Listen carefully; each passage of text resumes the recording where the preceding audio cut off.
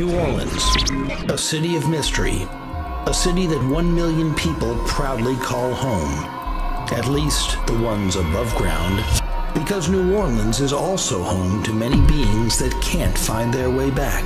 Watch as our group of paranormal investigators attempt to discover these lost souls. Join us as we explore New Orleans, the most haunted city in America. In tonight's episode, we look at the Garden District, the antebellum neighborhood of New Orleans, known for its unique history, homes, and hauntings.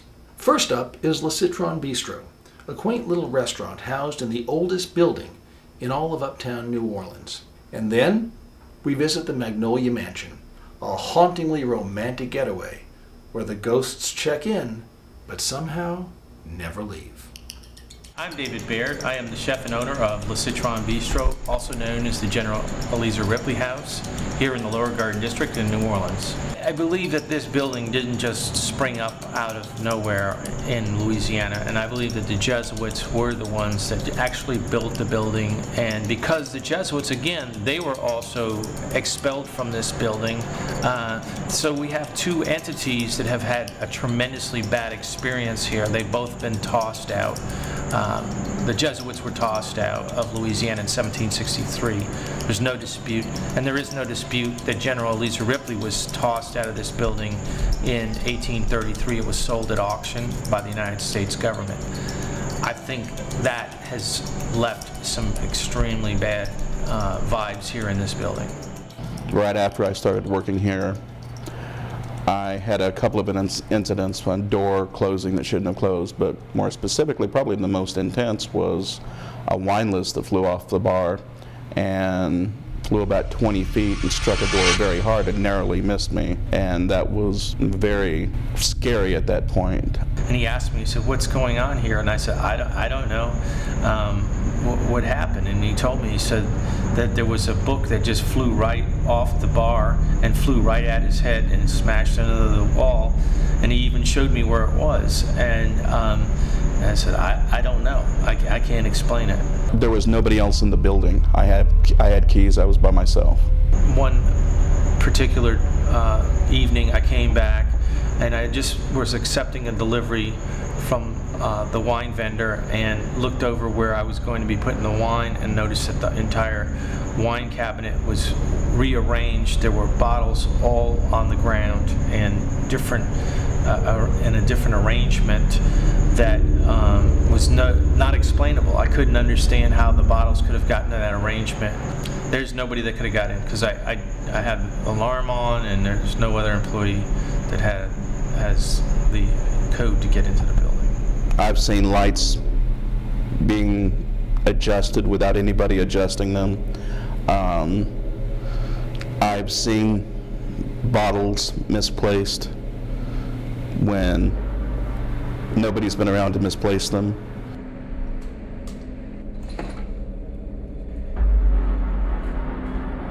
And another person had noticed that, you know, they had closed the drawers and came back and they were saying, "Who opened those drawers?" I said, "I don't know. I certainly didn't touch it." And they were opened. So there's been a lot of different signatures of other beings being here doing things that you can't explain. This is Haunted New Orleans.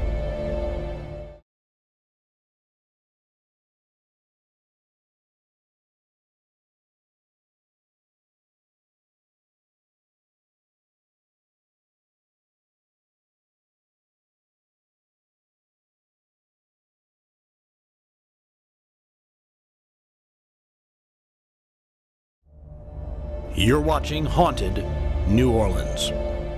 When I came into the building one day in July of 2005, I saw a circle around the door in the middle of the building, and it looked to me that somebody had taken a magic marker and made a large O. I first thought it was somebody playing a prank on me, so when I came inside the building, I went to look at the O, and I observed that it was not made with a magic marker. It was actually large live black flies all in a circle all the way around the glass. I had never seen anything like that. I spent a whole day trying to find out where the flies had come from. I looked in the attic, I looked underneath the building, I looked in the trash. I could not find any source for those flies. They just appeared in the building, and they were not common everyday house flies. They were large black flies. And after we got rid of them, I couldn't understand why that happened, and somebody said that there was going to be something bad to happen, and that was in July of 2005. I didn't understand what the bad was going to be, but I guess everyone here in New Orleans knows what happened a little bit later on in August of 2005. So I don't know if it was a precursor of Katrina, but it certainly scared the heck out of me. Every now and then you'll see some figure walk around in the building, and out of the corner of your eye you'll almost think that you'll see something, and you'll look again, and first you're thinking you're seeing somebody, and then you're not.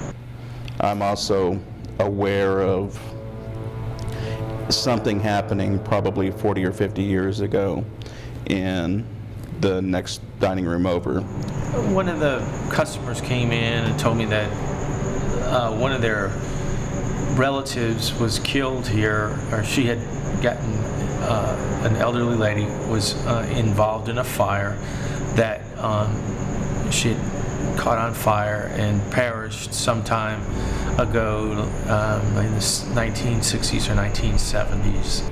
It was a fairly agonizing death, and I certainly picked up the emotional aspect of that. I mean, it's like walking into a cold shower and just, your skin seizes up, and given any opportunity, I will not go in that room.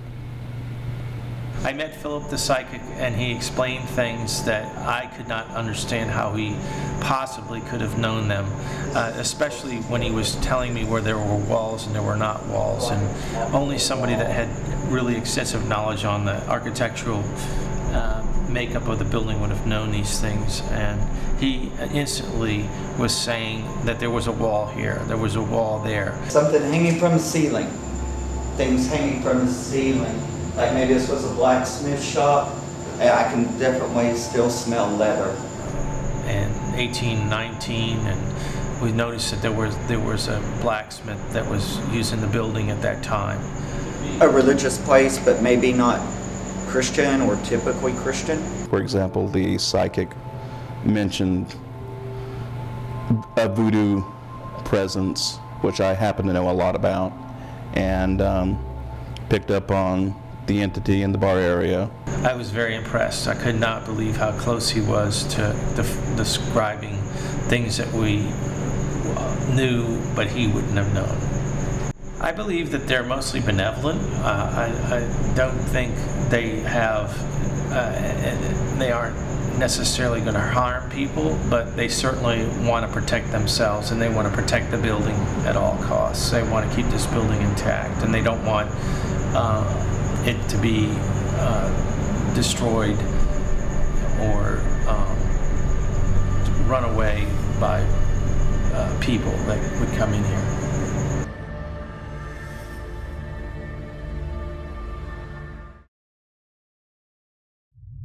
This is Haunted New Orleans.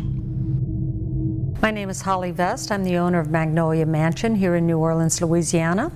I bought the mansion in 2001 and began renovating it and opened it as a small hotel / B&B in July of 2002. The only apparition that I've ever seen was one night I came back on a red-eye flight, went into room 2, and we were planning to have a wedding that weekend. Went to sleep. Early that morning, about 5:30, I was awakened. There was a man standing there in my room facing the door with his hand on the doorknob, and I could see him plain as day. He had a cap on, a plaid shirt, pair of jeans, and some boots. And he's about 6'2", and I said, "Sir, what are you doing in my room? I think you're in the wrong room." And he didn't move, he didn't look at me, he didn't do anything except he dissipated. He just dissolved? Well, my first experience here in the house was my first night being left here alone. Holly had gone back to Vegas, and I was walking through the mansion about 10 o'clock at night, making sure everything was safe, turned some lights off and things like that. As I got to the middle of the hallway, after turning the lights in the hallway off, had this cold rush hit me, and then this real warm feeling come across me, almost like a change in temperature in seconds. And got to the front door, went outside, called Holly on the phone and said, "You're not going to believe this." I told her what happened, told her what I was doing. She's like, "Well, what did you do?" I said, "Well, I turned the light off in the hallway." And she goes, "Go back and turn the light on. They were telling me you're not supposed to turn that light off. We're supposed to keep it on because it's a hotel." We had just gutted the kitchen. The big cedar door, which weighs about 300 pounds, was hanging there, had no hardware on it. And I had one big fellow that was one of the workers. He was staying here in my absence. And he was on the phone with his girlfriend with his back to the kitchen, and that door slammed open, cold air went past him, and then the door slammed shut. We had a lady and a husband arrive on their honeymoon, and they checked into the Vampire Lover's Lair. And they had just come off of a cruise, and she wasn't feeling good. She was a little nauseous, so they laid down.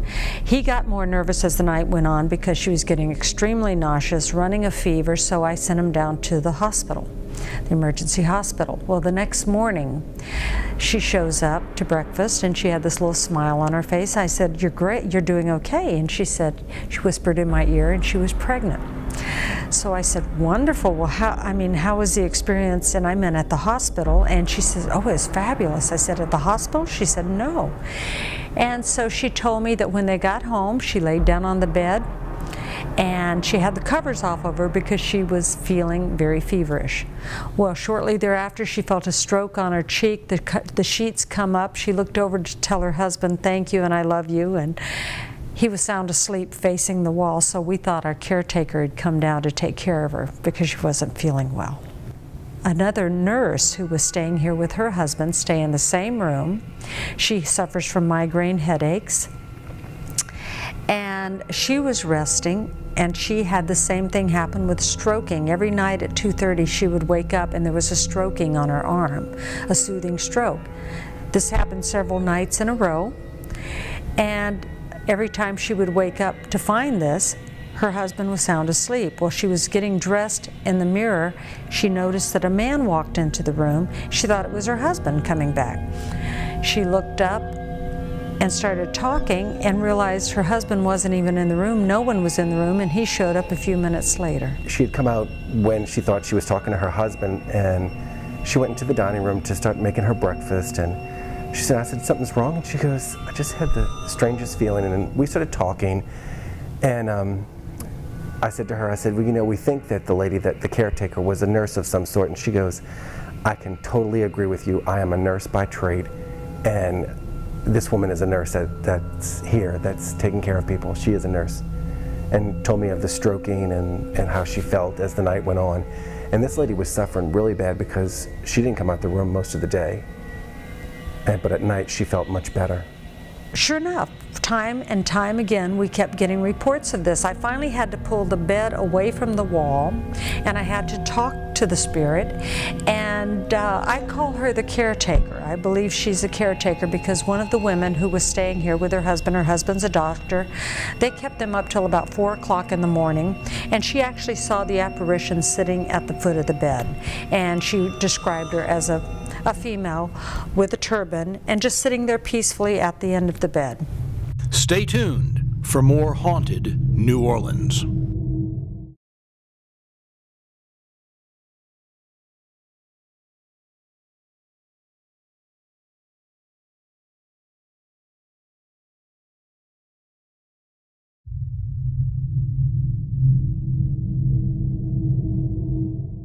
This group that we had in May, 12 people came in. A lady decided not to take one of the tours that they were going on during the day. She was going to go upstairs and relax in the big tub that she was staying in her room.